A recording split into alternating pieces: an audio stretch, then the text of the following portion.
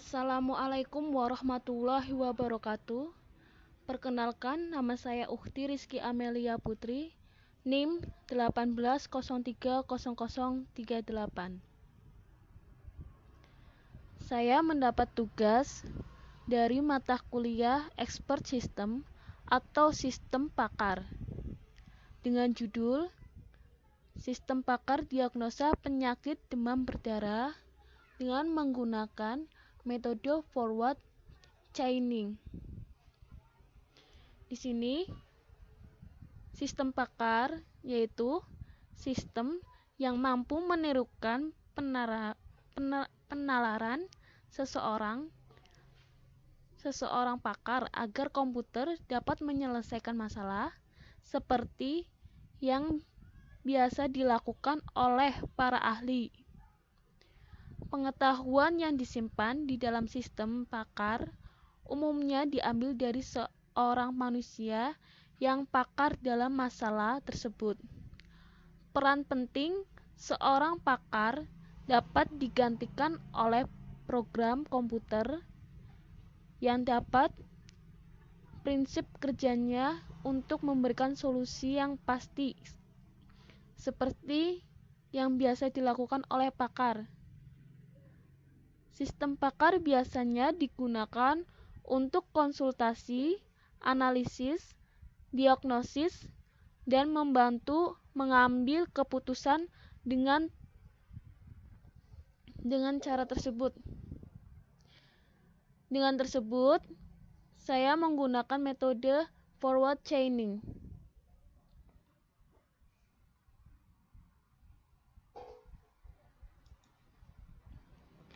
Ini adalah tampilan pada halaman awal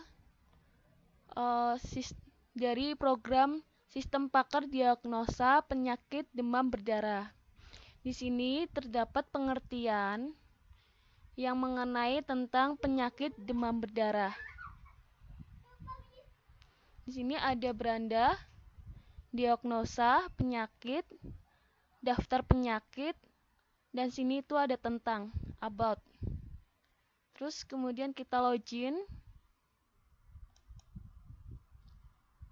masukkan username-nya, dan masukkan password-nya.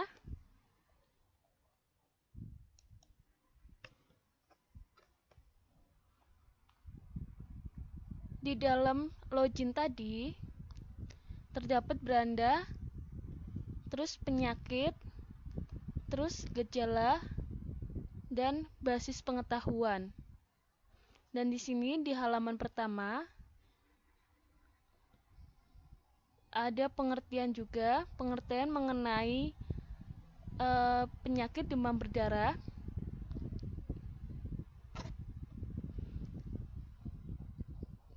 Terus ke fitur penyakitnya.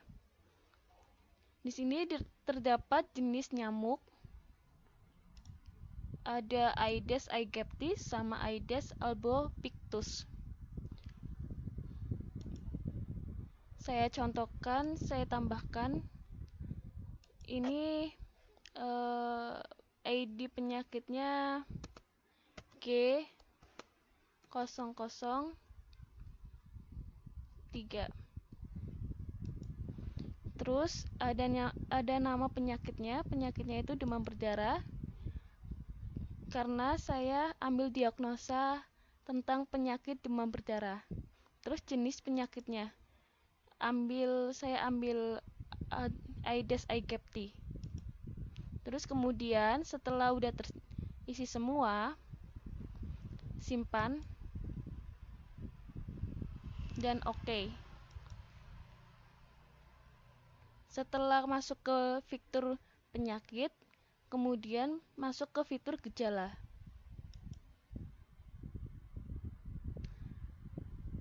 Di fitur penyakit dengan di fitur gejala memang sama, namun yang membedakan itu pada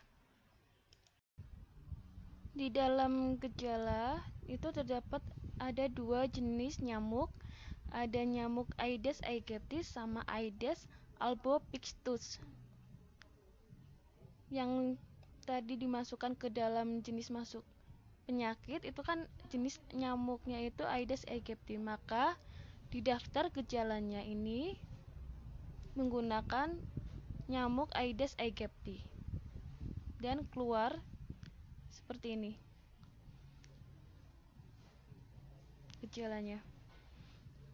Kalau misalnya mau dinambahkan lagi, misalnya gejalanya itu G004, terus gejalanya itu misalkan gejalanya demam, muntah, mimisan, trombosit menurun, terus daerahnya di perkotaan lagi, terus jenis nyamuknya Aedes albopictus.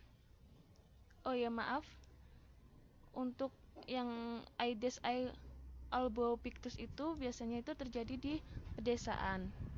Terus kemudian kita simpan, lalu oke. Kemudian buka lagi di gejala, terus muncul gejala-gejalanya di daftar gejala, di mana itu terdapat ada ID gejala, terus gejalanya, terus daerah dan jenis nyamuknya. Kemudian ke basis pengetahuan. Di basis pengetahuan ini terdapat jenis nyamuk, penyakit, dan gejala. Jadi gejala yang tadi masuk ke dalam sini. Kalau sudah selesai semua di dalam beranda ini, maka kita keluar dulu. Kemudian untuk diagnosa penyakitnya bisa dilihat. Ini yang di perkotaan, trombosit menurun, manifestasi, demam, muntah darah, mimisan. Kalau misalnya udah dicek, maka muncul di bagian sini. Terus kemudian ke daftar penyakit. Di daftar penyakit juga terdapat jenis nyamuknya. Nyamuknya Aedes aegypti. Nah, maka akan keluar daftar penyakit yang berjenis nyamuk Aedes aegypti. Terus kalau misalnya Aedes albopictus, maka akan keluar jenis nyamuknya juga Aedes albopictus. Di sini di about atau tentang terdapat penjelasan mengenai jenis penyakit demam berdarah, terus program pemberantasannya, dari tujuannya, pencegahannya. Dan saya ambil dari sumber buku Widoyono mengenai penyakit tropis epidemiologi, penularan, pencegahan, dan pemberantasan.